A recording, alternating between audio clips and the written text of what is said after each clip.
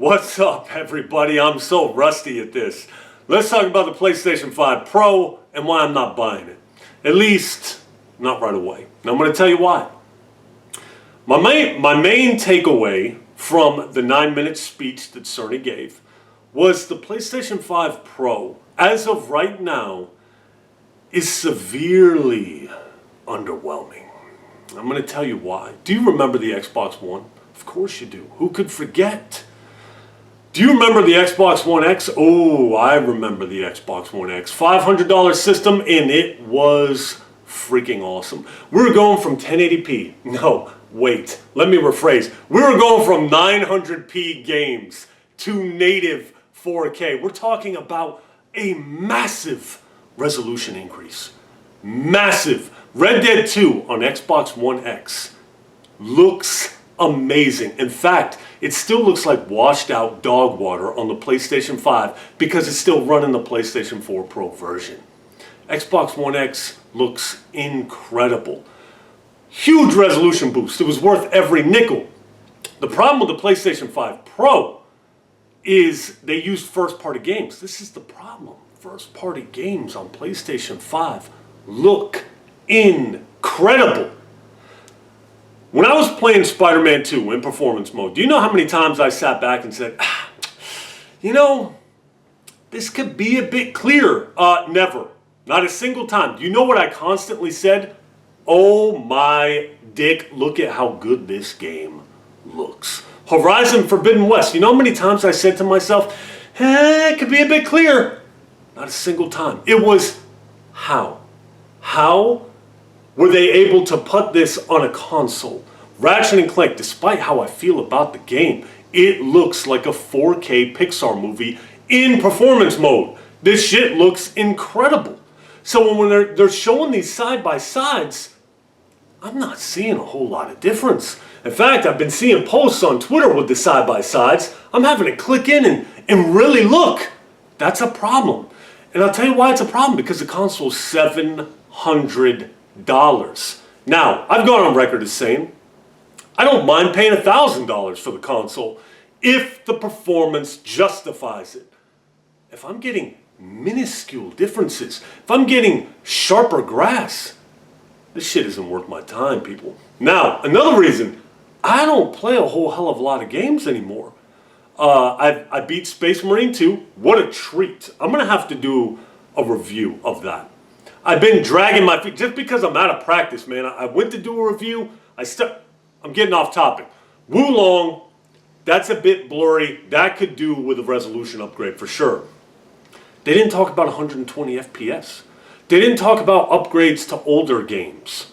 Like, how far back are we going to go? Is this just going to be newer PS5 games? You know, Last of Us 2 got a PS5 upgrade. You're using that side by side. The game already looks amazing. These are going to be very small differences, okay? And you got to justify the $700 price tag. Where was the backwards compatibility announcement? Where was the hook? There was no hook. Where was, this is going to be 120 FPS? I'm hearing that there is no upgrade to the processor. And that's what handles the frame rate. So this is GPU bound. That means this is going to do nothing but resolution upgrades. And I'm also hearing, this could be completely false, that a lot of times the resolution isn't even better. They're just using some sophisticated upscaling technology. I forget what it's called. And it's not the quality, it's not the quantity of the pixels, it's the quality of the pixels. And that is a step in the right direction. I actually read that on Twitter. I believe it was Digital Foundry that made that post. Step in the right direction. But is it a $700 step in the right direction? Now, GTA 6 is coming out. And that sucker runs 60 FPS somehow magically on the Pro. I'm running out and I'm buying it with bells on. No stand. I don't give a F. I will lay that bitch on its backside. Okay? I got no problem. I don't need no disk drive. There's people posting disk drives all over Twitter. What do you do? Nobody gives a shit that you're buying the Pro. Nobody. Like, who cares? It's not.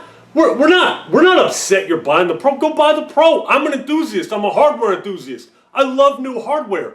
The problem I'm finding is the justification of spending $700.